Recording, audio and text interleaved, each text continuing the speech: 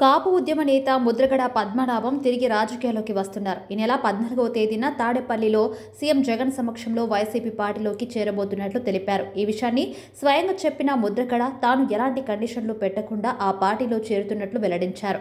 కనీసం ఎమ్మెల్యేగా పోటీ చేస్తానని కూడా చెప్పలేదని అన్నారు. ఎన్నికల తర్వాత దేవుడి దయ వల్ల వైసీపీ అధికారంలోకి వస్తే తనకు ఏదైనా పదవి ఇస్తే తీసుకుంటానన్నారు. తన కొడుకుకి కూడా ఎలాంటి పదవి అడగలేదని అన్నారు. అయితే ఈ క్రమంలోని ఆయన కొడుకుకి వైసీపీ ఏదైనా నామినేటెడ్ పదవి ఇచ్చే అవకాశం ఉందని తెలుస్తుంది. ఇక సీఎం జగన్ అమలు చేస్తున్న సంక్షేమ పథకాలపై ప్రజల్లో అవగాహన కల్పిస్తానన్న ముద్రగడ జగన్ కి తన పూర్తి మద్దతు ఇస్తున్నానని అన్నారు. అయితే ఇదే ముద్రగడ మొన్నటిదాకా జనసేన అధినేత పవన్ కళ్యాణ్ కి అనుకూలంగా మాట్లాడినట్లు వివరించారు. కాపులకు సీఎం సీటు దక్కాలని అన్నారు. కాపుల సంక్షేమం కోసం పవన్ కళ్యాణ్ పనిచేయాలని ముద్రగడ కోరారు. ఈ క్రమంలో తనకు ఎవరు సలహాలు ఇవ్వాల్సిన పని లేదు అని ఈ మధ్య పవన్ కళ్యాణ్ అనడంతో ఆగ్రహించిన ముద్రగడ ఆ తర్వాత వైసీపీలో చేరుతున్నట్లు ప్రకటించారు. ఇక కొద్ది వారాల క్రితం ముద్రగడ పద్మనాభం జనసేనలోకి వెళ్తారని ప్రచారం కొనసాగినప్పటికీ ముద్రగడతో చర్చలు జరిపేందుకు పవన్ కళ్యాణ్ ఆయన ఇంటికి వస్తారని వార్తలు కూడా వెలువడ్డాయి. ఆ తర్వాత పవన్ కళ్యాణ్ రాకపోవడం టీడీపీ జనసేన కూటమి అభ్యర్థుల జాబితాను ప్రకటించడం జరిగిపోయాయి. దీంతో ముద్రగడ మరో లేఖను విడుదల చేశారు. 24 సీట్లలో మాత్రమే పోటీ చేస్తున్న పవన్ కళ్యాణ్ కు తమ అవసరం ఉండకపోవచ్చని పేర్కొన్నారు.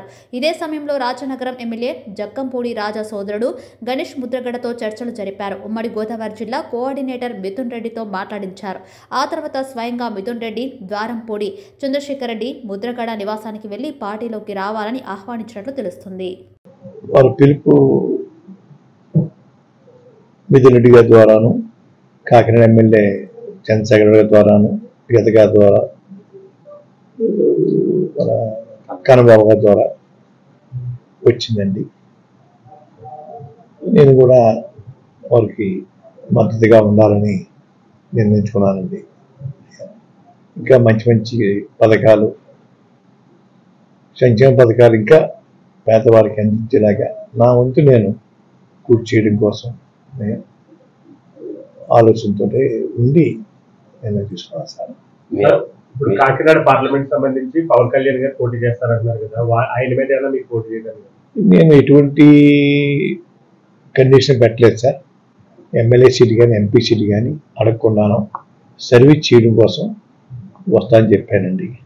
భగవంతుడి దయ వల్ల వారు మళ్ళీ అధికారం రావాలి, వచ్చిన తర్వాత వారు ఏదైనా ఇస్తే తీసుకోవడానికి సుముఖంగా ఉన్నాను తప్ప ఇప్పుడు మాత్రం ఎటువంటి సీటు నాకు కానీ నా కుమారుడు కానీ అడిగే ఉద్దేశం పెట్టుకోలేదండి. అన్కండిషనల్గా నేను చేయడానికి నిర్ణయించుకున్నాను సార్.